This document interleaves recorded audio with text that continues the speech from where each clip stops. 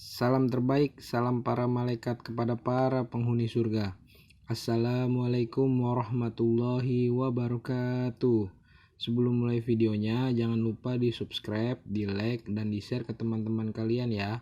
Rasulullah Shallallahu Alaihi Wasallam bersabda, barang siapa yang menunjukkan kebaikan, maka dia akan mendapatkan pahala seperti pahala orang yang mengerjakannya.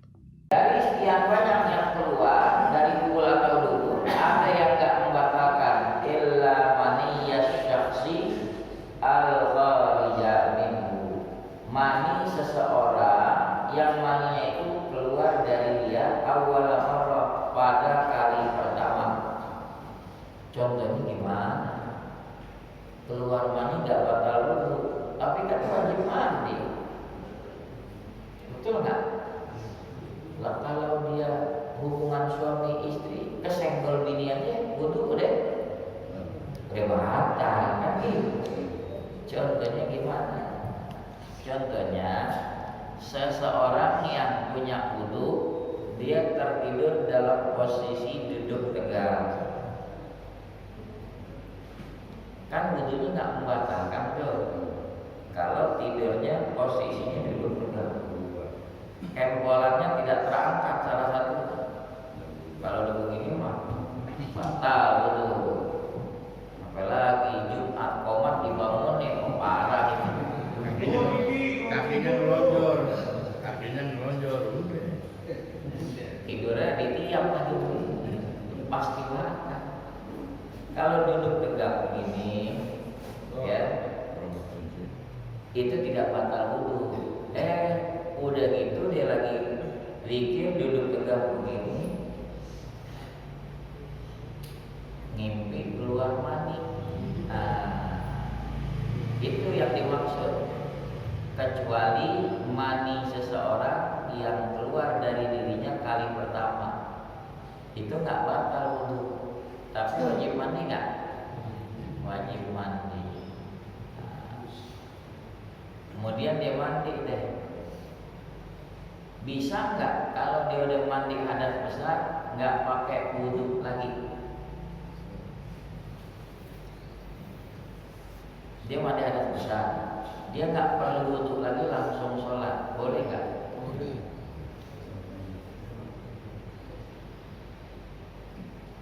Gimana? Mandinya aja jangan kan dulu. Boleh kalau mandi benar. Mandi kalau mengangkat hadas besar, maka hadas kecil ikut terangkat. Atau dia memang posisinya dalam keadaan berwudu, kan belum batal wudu, dia mandi, bisa, tidak perlu wudu lagi, bisa. Cuma tengah-tengah mandi jujur, dia bisa nggak menahan diri dari hal-hal yang membatalkan wudu. Tengah-tengah mandi jujur nggak? Tengah-tengah mandi enggak. Tengah-tengah mandi ini tapak tangan nyenggol kemaluan enggak? Nah, tadi keluar mandi dia cebok, disemprot diusap enggak? Diusap pakai kuat. Batalnya di situ. Ya, berarti wudu lagi enggak? Ya wudu lagi. Ini kan kita lagi bahas bahwa keluar sesuatu dari kubul atau dubur batal wudu kecuali keluarnya mani seseorang kali pertama, contohnya yang tadi. Ya, yang kedua, zawalut tamyizi, hilang kesadaran. Asal makna tamyiz kemampuan membedakan. Kalau belum connect, masih namanya belum sadar, hilang kesadaran. Entah faktornya dijununin, lantaran gila, dia dalam keadaan wudu, tiba-tiba mesan keterusan. Lu kenapa girang banget? Gua dapat hibah 100 miliar.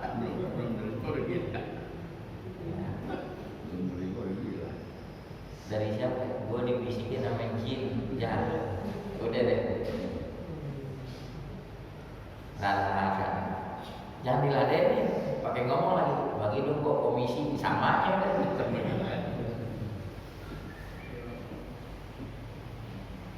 Au sukrin, atau lantaran mabok, entah karena mabok minuman, mabok makanan, batal wudu.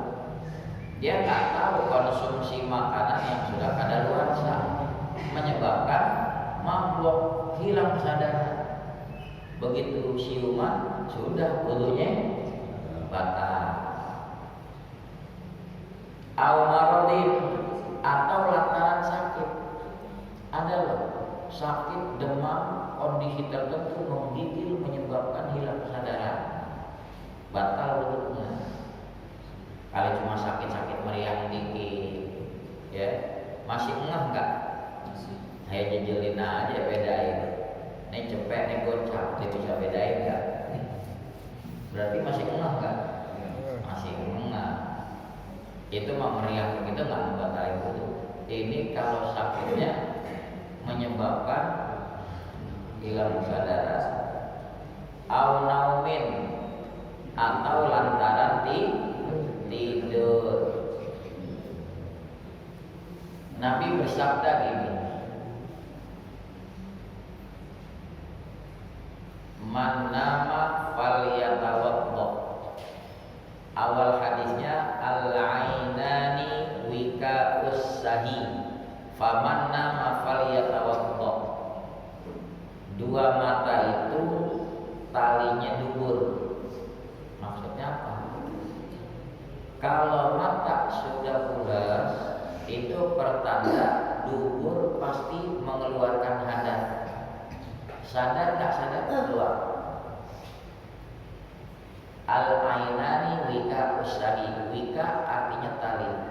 Dua mata itu talinya dubur. Faman nama falyatawaddo. Siapa yang tidur hendaklah dia berwudu. Artinya tidur itu membatalkan wudu. Illa, kecuali mimman nama mumakkinan, kecuali dari orang yang tidur dalam keadaan jejak, mak'adahu, kedudukannya min maqarrihi, dari tempatnya. Jadi kempolannya nggak usah dua-duanya, salah satu ini nggak terangkat. Kalau udah mulai begini doyo, angkat tuh batal wudu. Apalagi apa iler-iler orang nyender teman-teman. Ada nggak yang begitu? Banyak orang mama mungkin Ya Allah, ya Rabbi. Khotib Jumat baru mulai, alhamdulillah, udah pulang. Itu di kampung saya.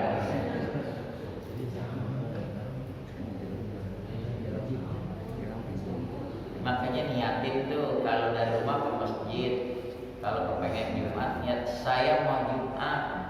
Kalau udah ada tekad niat Jumat, mudah-mudahan Allah hindarkan tuh pengarungan tuh.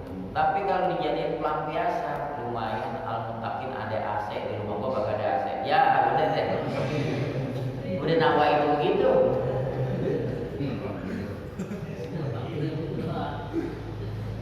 Kata temennya, lu tuh, masya Allah, udah datang jam 10, ngatanya belum tidur dulu. kagak itikaf.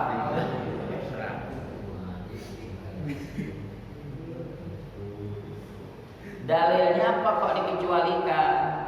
Tidur dalam keadaan duduk. Di kitab Bidayatul Mujtahid diterangkan,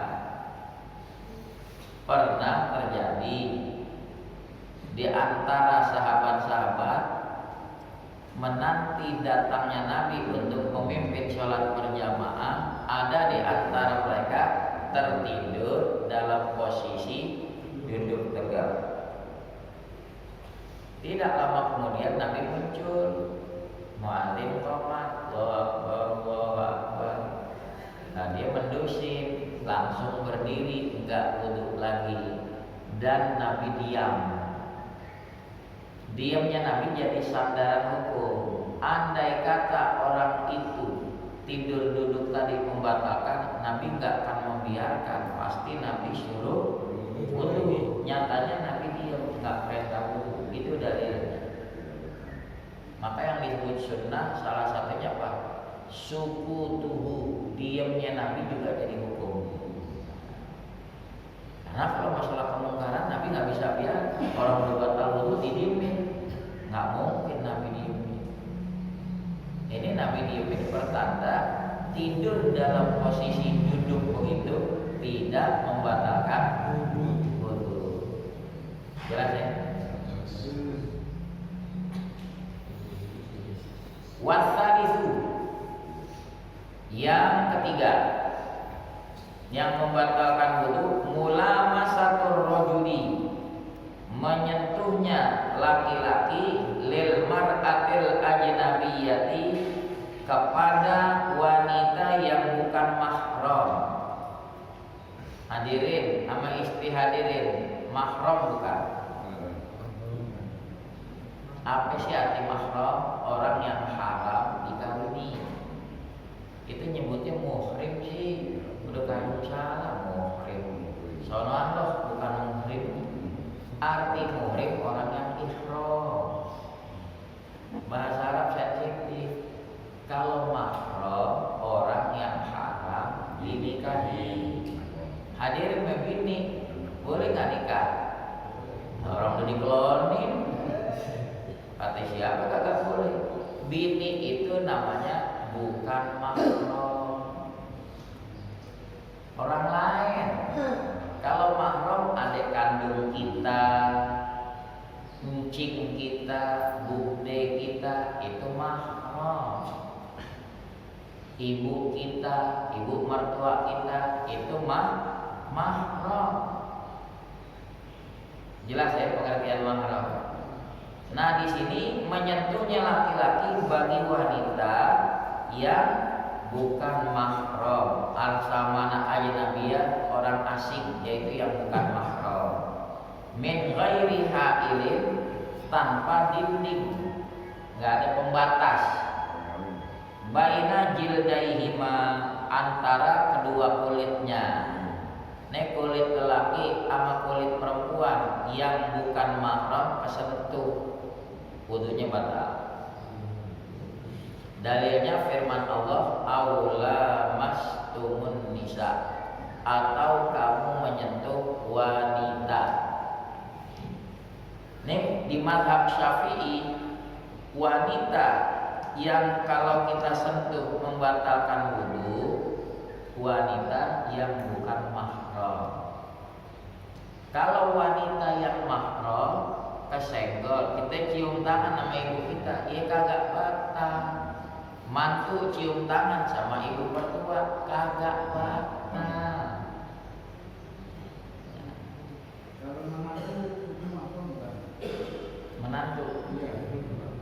Menantu mahram. Jadi bapak punya menantu perempuan, dia cium tangan sama bapak, nggak batal. Karena mahram itu haram dinikahi. Mertua nggak bisa menikah sama menantu. Sama halnya orang tua bapak menikah sama putrinya, nggak boleh. Jelas ya Pak? Kalau membesan gimana? Besan satu duda, besan yang sono janda. Mahram bukan? Hah? Mahram bukan? Boleh nggak dikawinin? Besan, besan kawin boleh nggak? Yang besan sono muda, besan sini janda. Anak matang, wah daripada jauh-jauh, besan aja Pak, jodohin Pak. Boleh nggak? Boleh, karena bukan mahram, orang lain. Nah, kalau ponakan, kita punya abang kita punya anak perempuan, dia cium tangan sama kita, batal nggak wudu? Boleh nggak paman kawin sama keponakan? Boleh. paman kawin sama ponakan. Nggak boleh mahram. Jadi kalau keponakan kita cium tangan sama kita, nggak batal wudu.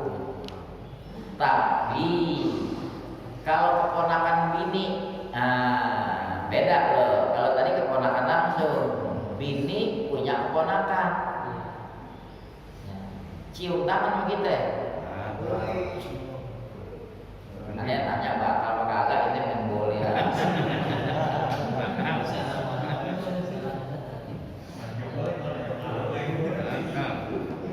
Batal wudhunya. Kenapa? Orang lain emang boleh kawin menggunakan bini, boleh. Yang kagak boleh diduain. Kita punya bini kita punya ponakan dari kampung, kita poligami nggak boleh. Tapi kalau bini kita udah menian, bini kita punya ponakan, kita kawinin, boleh. Katanya nggak boleh kawin ponakan, ponakan kita nggak boleh. Tapi itu orang lain, ponakan siapa? Ponakan. Makanya saya suka bilangin, ibu-ibu, bu, jangan merasa aman.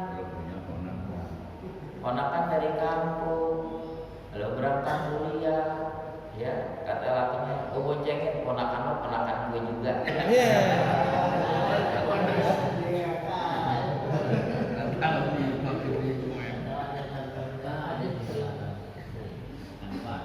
Lama-lama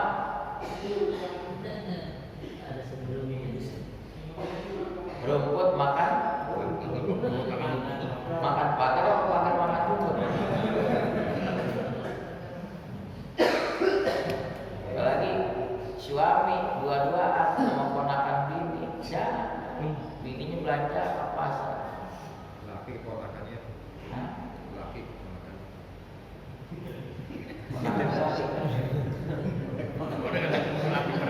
kalau ponakan laki mah senggolan juga kagak bakal. Nah, menceritakan ponakan bini perempuan. ada laki Maka Nabi bilang apa? Afara'aital hamu. Kamu tahu nggak ipar? Itu termasuk ponakan bini juga yang perempuan. Kamu tahu nggak ipar? Alhamu al-maut. Ipar itu maut. Gak bisa tuh dengan dari lebaran. Kita punya adik kita punya bini. Enak aja lebaran main rakulan, cipika-cipiki. Itu bini adik, bukan mahram. Sembarangan aja. Bini lu adik gue juga, menang banyak. Ini yang banyak terjadi karena keawaman, akhirnya begitu rusak rumah tangga, sudah jadi pecah nanti hubungan rumah. Pantas udah diproteksi dalam agama, jaga batas. Sama misanan, kita punya sepupu misanan, boleh nggak kita kawinin? Boleh. Berarti bukan mahram. Jadi patokannya gampang. Yang kagak boleh dikawinin, kalau kesenggol kagak batal wudhunya. Kagak mah kagak. Nggak boleh dikawinin, kesenggol kagak batal. Yang boleh dikawinin, kalau kesenggol wudhunya batal. Gitu aja. Gampang kan? Saudara susu nggak boleh dikawinin. Sama seperti saudara kandung. Kita punya adik saudara susu, dia cium tangan begitu, nggak batal. Kita nggak boleh kawin sama dia. Kalau anak angkat gimana? Boleh kawin. Kalau anak angkat bukan mahram. Kalau dia gede satu ketika hadirin punya anak angkat perempuan, dia sudah gadis, cium tangan sama kita, batal. Kenapa? Orang lain, bukan mahram. Begitu juga kalau anak angkat laki, dia udah gede, udah balik, cium tangan sama ibu angkatnya, batal. bukan nggak boleh cium tangan. Dia kalau kagak batal cium tangan, bungkus aja tangan ibu angkat pakai mukena. Mak mau jalan sekolah, ya. Gue pengen duha, batal dulu. Begitu. Jelas ya?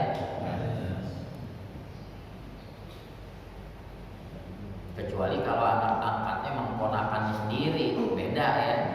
Itu kagak batalnya karena keponakan, cuma diangkat ini sebagai anak. Tanpa diangkat juga emang udah keponakannya sendiri.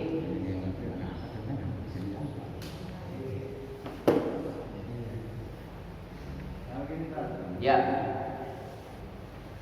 Laki perempuan itu punya anak bapak, punya anak angkat, terus ibu punya anak, punya anak tuh. Terus dia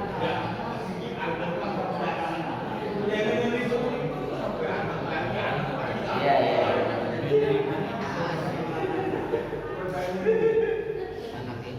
Nih maksudnya suami istri nih. punya anak, terus kita jaga. Oh, maksudnya duda menjanda bawa anak. Iya. Iya, pokoknya duda bawa anak, janda bawa anak. Ya, duda sama janda kawin. Berarti kan bergabung tuh. Ini bukan mahram nih. Karena tidak seibu, tidak sebapak, apalagi sekandung. Orang lain kan. Sama sebaliknya, kalau tadi besan dijodohin sama anaknya, sekarang terbalik. Duda janda bawa anak. Duda punya anak perawan, janda punya anak perjaka. Lo pada janda daripada jauh-jauh, udah deh, yang ada aja. Emang dia demen lagi, boleh dikawinin. Itu bukan mahram, karena tidak seibu kan. Beda kalau dari hasil perkawinan duda janda lagi, tadi punya anak. Nah, ini hubungan ke sana seibu, hubungan ke sini sebapak, boleh kawin. Tapi kalau masing-masing anak bawaan dijodohin, boleh. Cuma nanti kalau dipajang besannya tonton lagi. Hemat, paket hemat tau. Oh biasanya 2 pasang. Besannya mana? Gue disuruh. Orang pada nanya, yang 2 lagi mana? Ini. Boleh, bicara boleh, karena bukan mahram. Kalau anak saya sama anak kakak perempuan saya itu Sepupu, boleh. Itu bukan mahram. Ya.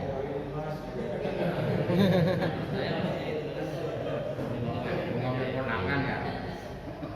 Itu boleh. Misalnya saya punya anak, kakak saya punya anak. Nah, anak saya sama anak kakak saya dijodohin, boleh sepupu. Bicara boleh, nggak apa-apa. kalau kakak laki-laki itu boleh juga.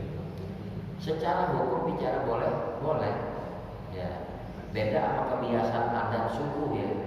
Nah, hanya agama menyarankan kalau menikah itu cari keturunan yang jauh, tujuannya mendekatkan yang jauh. Kalau yang dekat kayak hubungan sepupu, nih kakak beradik laki laki, punya anak satu laki, punya anak satu perempuan dijodohin, itu disarankan sih jangan. Disarankan. Kalau secara sah. Kenapa? Itu di kitab pinggir al-Yawaqit wal Jawahir. Dulu kalau terlalu dekat walaupun dia bukan mahram, moodnya kurang. Orang kenal dari kecil, ada sepupunya, jadi berpengaruh secara psikologis untuk menanam benih itu berpengaruh, kelak kualitasnya juga jadi kurang bagus. Kalau bicara sah,